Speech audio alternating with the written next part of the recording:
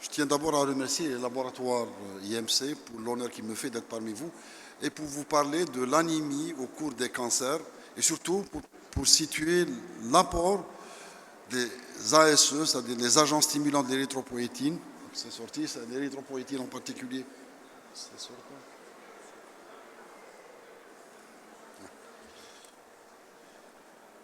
Donc, il est d'abord important de définir l'anémie. L'anémie, elle dépend de l'âge et du sexe, mais en fait, pour le cancer, le CAS, c'est-à-dire l'European Cancer Anemia Survey, a mis le seuil de 12 grammes comme étant, quel que soit le sexe, de 12 grammes comme étant le seuil de l'anémie chez les malades cancéreux. Il y a avec 3 paliers. Le premier palier, c'est entre 10 et 12 grammes, et on considère que l'anémie est légère. Ensuite, entre 9 et 10 grammes, elle est considérée comme modérée. Et elle est sévère quand elle est inférieure à 7-8 grammes. Et en fait, c'est un seuil transfusionnel. C'est très important de retenir ces définitions parce que c'est en fonction de ces définitions qu'on va commencer, quand est-ce et comment on traite et à partir de quel moment on arrête un traitement. En fait, l'anémie, certes, c'est une définition qui est biologique. Elle est responsable d'un état d'hypoxie qui va altérer la qualité de vie du malade, donc quality of life, QI, donc avec une fatigabilité débilitante, une insuffisance cardiaque dans les formes sévères, une insuffisance cardiaque donc fonctionnelle, et globalement on dit que la qualité de vie de ces patients est altérée. Donc 3 niveaux d'anémie. Le premier niveau c'est entre 10 et 12 grammes. En fait l'anémie est là, elle est tolérée. Ensuite, elle est modérée quand elle est entre 8 et 10 grammes. Et là, donc, l'anémie est modérément tolérée. Et si l'hémoglobine descend en dessous de 8 ou de 7, en fonction de la tolérance clinique, il y a une défaillance cardiaque, et là, ça devient un seuil transfusionnel. En fait, l'objectif du traitement par érythropoïétine, par les agents stimulants de l'érythropoïèse, c'est traiter les malades quand ils sont entre 8 et 10 grammes, pour les faire remonter entre 10 et 12 grammes et éviter qu'ils descendent à moins de 8 grammes, c'est-à-dire essayer d'avoir ce qu'on appelle une épargne transfusionnelle.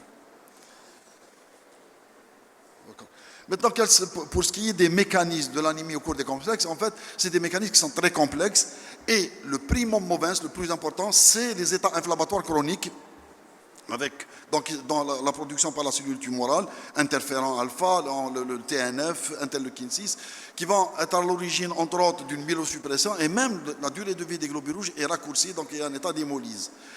Autre mécanisme également, en fait, on peut avoir des états de carence en fer qui sont liés à la dénutrition, parce qu'ils s'alimentent très mal, mais surtout en rapport avec les spoliations sanguines chroniques, particulièrement dans les cancers gynécologiques et dans les cancers digestifs. On peut avoir également des hémorragies aiguës, une atteinte rénale, et on peut avoir une infiltration médulaire dans les cancers ostéophiles, infiltration médulaire qui va inhiber l'hématopoïèse, donc entre autres l'anémie. En fait, cet état inflammatoire, ce qui nous intéresse, cet état inflammatoire, donc ces interleukines vont agir sur le rein. Donc ils vont bloquer, donc réduire la synthèse de l'érythropoïétine. Et ainsi, dans 3 affections, dans toutes les tumeurs solides, au cours des lymphomes et au cours du myélome, quand on dose de l'érythropoïétine endogène, on la dose et on compare l'érythropoïétine prédite par rapport à celle qui est observée, on voit qu'elle est inférieure à 1. C'est-à-dire qu'il y a une synthèse inappropriée ou inadéquate de l'érythropoïétine au cours de ces affections, et ça devient un rationnel d'utilisation de l'érythropoïétine sous forme d'agent stimulant de l'érythropoïèse. Ensuite, quelque chose d'extrêmement important, en fait, il y a un trouble au cours des cancers, il faut connaître le métabolisme du fer. 2 situations peuvent se présenter. La première, on peut avoir des situations de carence en fer. Quand il y a une carence en fer, il va y avoir une ferritine qui va être effondrée, et là, il est important de corriger la carence parce que l'érythropoïétine va être inefficace. Première situation. Deuxième situation, c'est des états inflammatoires, et au cours des états inflammatoires que ça va avoir, on va avoir une augmentation, ce qu'on appelle l'hepcidine. Et cette hepcidine, elle va empêcher l'absorption intestinale du fer et elle va bloquer le fer au niveau des macrophages. Donc il va y avoir un trouble de l'utilisation du fer, ce qu'on appelle les carences fonctionnelles. Et dans les 2 cas, il faut toujours évaluer le bilan martial parce que ça peut expliquer, on va le voir après, quand est-ce qu'on est en droit d'utiliser de l'érythropoïétine avec le fer pour pouvoir avoir. Parce que s'il n'y a pas de fer, il n'y a pas d'hémoglobinosynthèse, il n'y a pas d'augmentation de l'hémoglobine. Donc, globalement, il y a une diminution de la synthèse de l'érythropoïétine, il y a une suppression donc une hypoplasie, hypoplasie médulaire, et il y a surtout un état inflammatoire chronique qui va entraîner soit une carence absolue, ou une carence fonctionnelle, ou une association. Et il faut toujours interpréter le métabolisme du fer avant de commencer le traitement. Et donc les deux piliers du traitement vont être, donc c'est corriger la réduction de la production d'érythropoïétine et ensuite corriger le métabolisme du fer. Donc ça, c'est des états donc en dehors de tout traitement. Bien sûr, donc quand on traite, on va avoir ce qu'on appelle l'anémie qui est chimio-induite. Donc là, ça va aggraver, et c'est pour ça que quand on est entre 8 et 10 grammes, il faut commencer le traitement, parce que dès qu'on commence à traiter par la chimiothérapie, on va avoir une aggravation de l'anémie. Donc il faut comment anticiper, en fait, anticiper. Et là, quand on voit les études, les résultats clés de l'étude ECAS, vous voyez que globalement, presque 40% des malades avaient une anémie au moment du recrutement, qui ont des cancers solides ou bien des myélomes ou des lymphomes, mais au cours de l'évolution et sous traitement, on passe en moyenne à 63% des malades qui vont avoir des anémies et qui vont nécessiter souvent le recours aux transfusions sanguines. Et on voit par exemple pour le cancer du poumon, on passe de 38% à 80% du fait de l'utilisation de la chimiothérapie qui va entraîner une aggravation de l'état d'anémie. Donc, quels sont les facteurs de risque en fait? Est-ce que tous les malades vont faire une anémie? En fait, ça dépend d'un certain nombre de facteurs. Donc, il y a un score, le score qui a été établi par le CAS. Donc, déjà, quand il y a une anémie au moment du diagnostic, donc ce score est de 13. Quand on a un cancer du poumon, un cancer gynécologique, il est beaucoup plus risqué d'avoir une anémie sous chimiothérapie par rapport aux tumeurs gastro-intestinales. L'intention est également traitée par les sels de platine qui va entraîner une anémie et le sexe masculin. Ainsi, quand on additionne ce score et on est à plus de 17, là, il y a un fort risque d'anémie ou d'aggravation d'une anémie, et de ce fait, il sera rationnel d'utiliser une érythropoïétine pour éviter la dégringolade de l'anémie et le passage à la transfusion sanguine. Donc il est très important en fait de traiter l'anémie dans les cancers solides et les cancers hématologiques, en particulier le myélome et les lymphomes par l'érythropoïétine. Donc pourquoi? Parce que quand il y a un état d'anémie, il y a une altération de la qualité de vie, on ne peut pas mettre de la chimiothérapie. Donc l'objectif, c'est de pouvoir faire la chimiothérapie à temps et à dose pleine. Ensuite, améliorer la qualité de vie tout en maintenant le taux d'hémoglobine autour de 12 grammes. Et j'ai dit, le seuil retenu par le cas, c'était 12, parce qu'on va voir après, quand on dépasse 12, il y a des risques. Il y a des risques de thrombose, c'est pour ça que c'est 12 grammes. C'est un seuil de diagnostic, mais c'est un seuil également thérapeutique. Maintenant, classiquement, le traitement, c'est la transfusion sanguine, qui reste un traitement de substitution. La transfusion sanguine n'est pas dénuée de risques. D'abord, il y a les accidents immunologiques, tous les accidents, innombrables accidents immunologiques. Ensuite, le risque de transmission de maladies infectieuses, particulièrement virales. Ensuite, le taux d'hémoglobine, quand on transfuse, remonte rarement au-delà de 10 grammes. Croyez mon expérience. Et puis, il y a des fluctuations. On n'a jamais un taux stable. Il y a des fluctuations. Et en plus, chez nous, particulièrement, nous avons un gros problème de disponibilité du sang en quantité et en qualité suffisante. Il y a des pénuries de sang parce qu'il n'y a pas beaucoup dedans et ça pose réellement problème. Et là, ça devient l'idée, c'est plutôt d'utiliser les érythropoïétines pour éviter l'aggravation de l'anémie et éviter le recours à la transfusion sanguine. Donc, quelle est l'alternative? C'est l'utilisation de ces agents stimulants de l'érythropoïèse. Entre autres, il y a l'érythropoïétine alpha qui nous intéresse aujourd'hui. Et l'objectif final, c'est assurer ce qu'on appelle une épargne transfusionnelle, réduire les besoins transfusionnels chez les malades, surtout que la transfusion sanguine, en plus, elle est peu commode, elle est difficile, il faut surveiller le malade, donc il y a toute une logistique à travers une transfusion sanguine. Donc, les objectifs de l'utilisation, donc les ASE, c'est améliorer la qualité des patients, maintenir un taux d'hémoglobine stable pour permettre une chimiothérapie, donc à dose pleine, éviter le report des doses et éviter de réduire les doses, parce qu'en réduisant les doses, en espaçant les chimiothérapies, on va droit vers l'échec thérapeutique et assurer surtout, réduire les besoins transfusionnels, c'est-à-dire assurer au mieux donc une épargne transfusionnelle. Donc on va voir l'érythropoïétine alpha. Juste à titre de rappel, ce qu'on va voir, c'est les PREX. Pourquoi on va voir les PREX? Parce qu'en fait, c'est le comparateur par rapport à l'EMAX qui va être commercialisé par IMC. Donc, juste à titre de rappel, l'érythropoïétine a été utilisée dans l'insuffisance rénale chez le malade dialysé, chez le malade en prédialyse, aux doses néphrologiques. Mais c'est à partir en fait des années 2000 qu'on a utilisé l'érythropoïétine dans le cancer chez les malades sous chimiothérapie. Et puis on est passé en 2004 à des doses hebdomadaires et on va voir. Donc ces études, les études clés en fait. Donc les études clés, les premières ont utilisé la dose de 150 unités par kilo 3 fois par semaine. En fait, c'est 10 000 unités 3 fois par semaine, donc toutes les études. Et la dernière étude de 8, qui a utilisé la forme une fois par semaine, 40 000 une fois par semaine. Et les indications étaient essentiellement les tumeurs solides, le myélome multiple et les lymphomes. Et dans toutes ces études, ce qu'on a prouvé, on a prouvé que ça réduisait les transfusions sanguines et ça augmentait l'hématocrite ou le taux d'hémoglobine. Et donc, il y a eu des recommandations. Dans toutes les sociétés savantes, vous voyez que les recommandations, c'est de commencer l'érythropoïétine quand le taux d'hémoglobine est inférieur à 10 grammes, généralement quand il est entre 8 et 10 grammes, pour faire remonter l'hémoglobine entre 10 et 12 grammes et éviter que l'hémoglobine chute à moins de 8 grammes, 7 grammes, c'est-à-dire le seuil transfusionnel.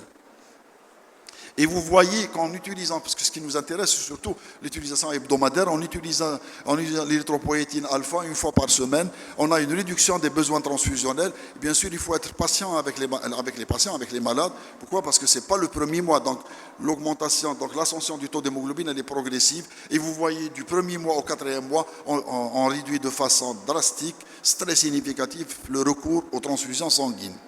Donc, toutes ces études ont montré quoi? Donc, plus de 80% des malades sous chimiothérapie développent une anémie ou aggravent une anémie qui était préexistante et que les signes, et que l'utilisation d'érythropoïétine a réduit de façon globale, tout dépendant des pathologies et de la chimiothérapie qui est instituée, a réduit de 50% les besoins transfusionnels. Donc, globalement, c'est 50% des besoins transfusionnels qui ont été réduits.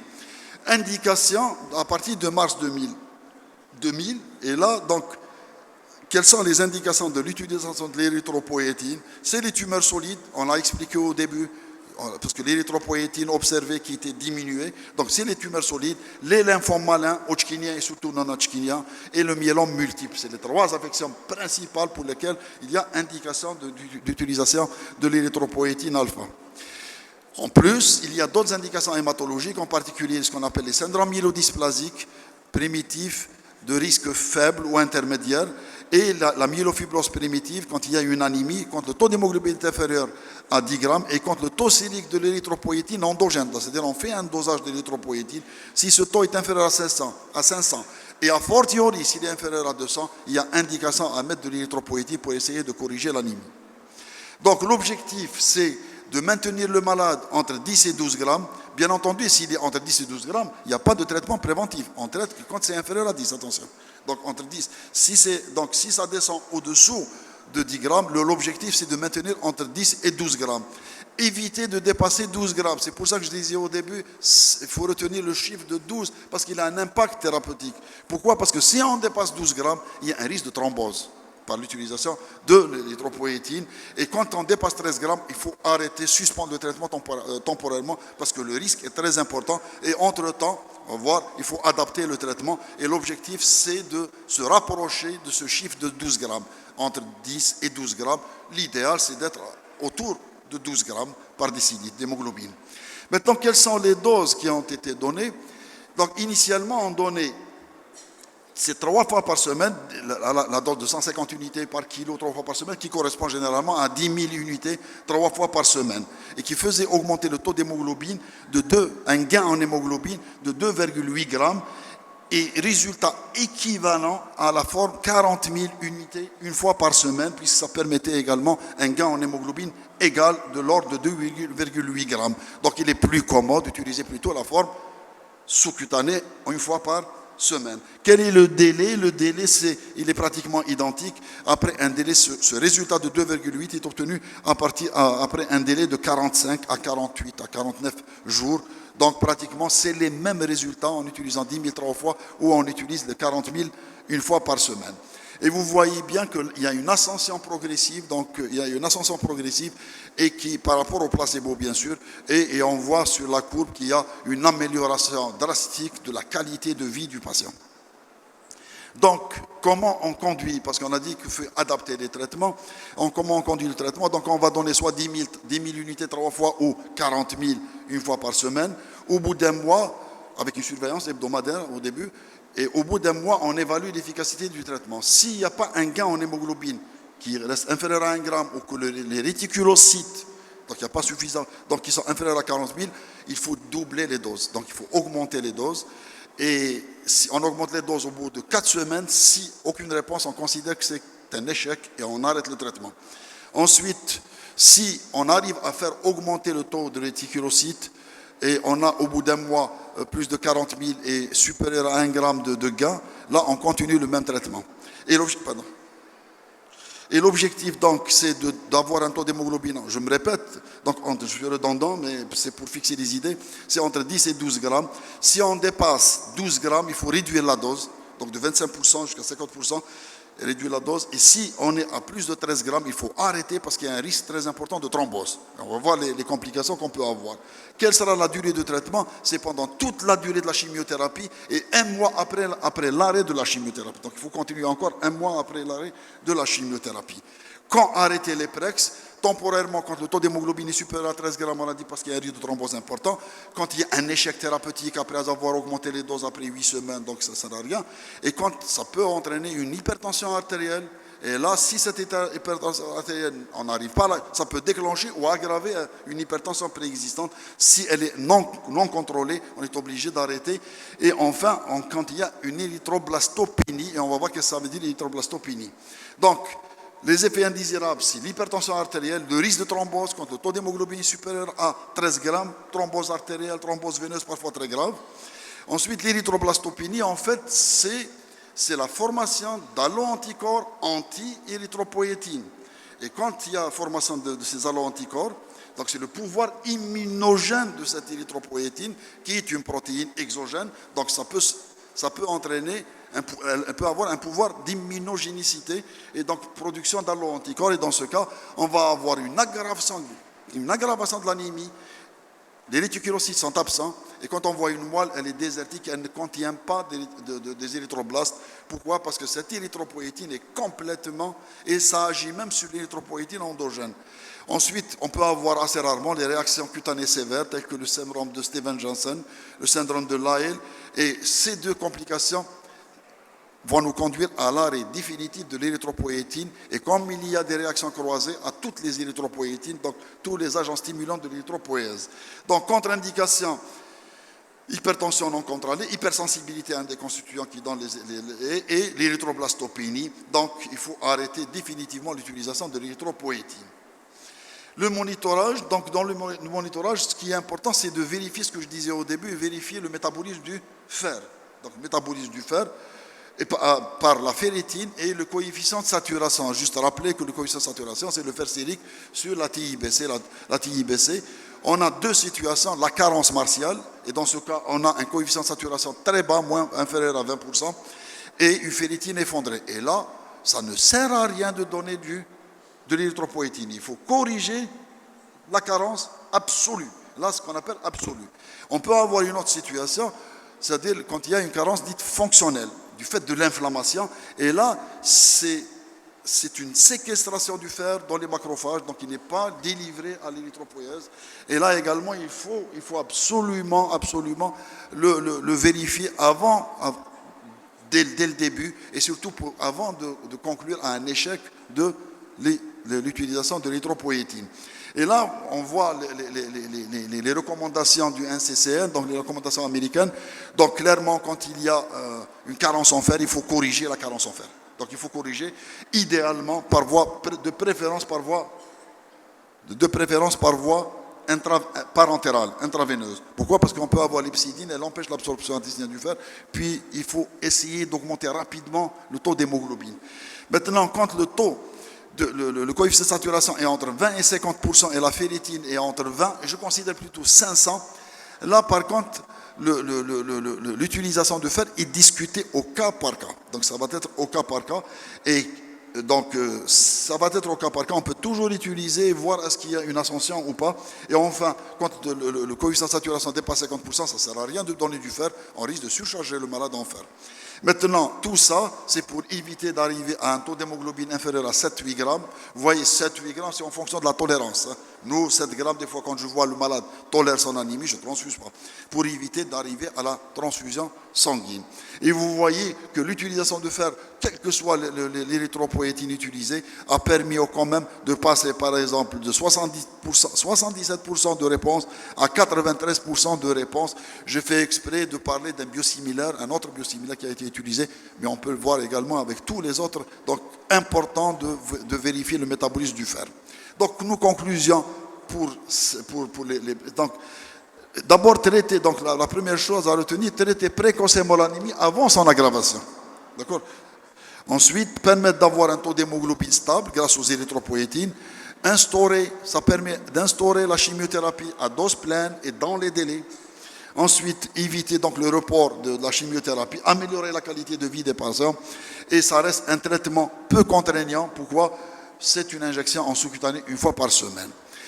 Très rapidement sur l'étude de biosimilarité, rappelez juste pour les études de biosimilarité, et bien sûr il y a une étude de laboratoire, donc préclinique, c'est des études analytiques, puisque nous cancer, nous, c'est l'étude de phase 1 et de phase 3. Vous savez bien que la phase 2, la phase d'étude de dose, n'est pas indispensable. Pourquoi? Parce que la dose est déjà étudiée avec le brand.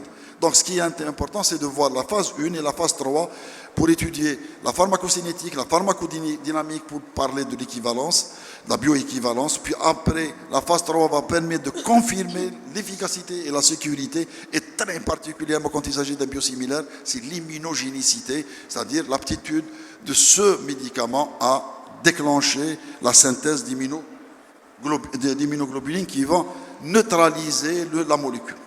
Donc le développement clinique de l'EMAX versus EPREX. Donc la phase 1, essentiellement la pharmacocinétique et la pharmacodynamique.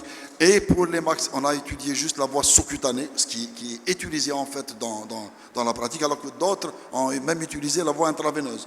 Et la phase 3, en fait, c'est la phase de confirmation. Donc tout ça également pour la phase 3. Donc dans la phase 1, c'est comme il s'agit d'une molécule qui n'est pas toxique, donc c'est les volontaires. Donc 24 volontaires sains, donc adultes, avec un taux d'hémoglobine initial correct, sans hypertension artérielle. Chez les femmes, donc il faut vérifier qu'elles ne sont pas enceintes. Et il faut bien sûr un consentement éclairé des volontaires, ce n'est pas des patients. Donc, vous voyez ce qu'on a étudié. Ce qu'on a étudié, c'est d'abord la courbe AUC, donc AUC sur 36 heures. Ensuite, donc on a étudié également la concentration maximale, le temps maximal pour avoir cette concentration maximale, la demi-vie avec un intervalle de confiance donc de 80 à 125%. Puis étudier la pharmacodynamique sur le taux d'hémoglobine, mais ce qui a été fait surtout avec les MAX, surtout les réticulocytes. Je ne sais pas pourquoi, mais surtout les réticulocytes. Et vous voyez, là, c'est les résultats qu'on m'a donnés. C'est les résultats, et tous ces résultats vont être résumés dans ce tableau clinique. Donc vous voyez que area under concentration, donc cette courbe, l'intégralité de la courbe, pratiquement, elle est superposable, de l'EPREX, elle est superposable à l'EMAX. La concentration maximale, vous voyez, elle est pratiquement la même. Le temps maximal, donc en heures, il est de 15 heures pour l'EMAX, 14,9, pratiquement 15 heures également. Et la demi-vie, elle est de 31 heures pour l'EMAX, 27 heures pour l'EPREX. Et pratiquement, ces études ont montré qu'il y avait un profil pharmacocinétique des deux produits qui était tout à fait similaire.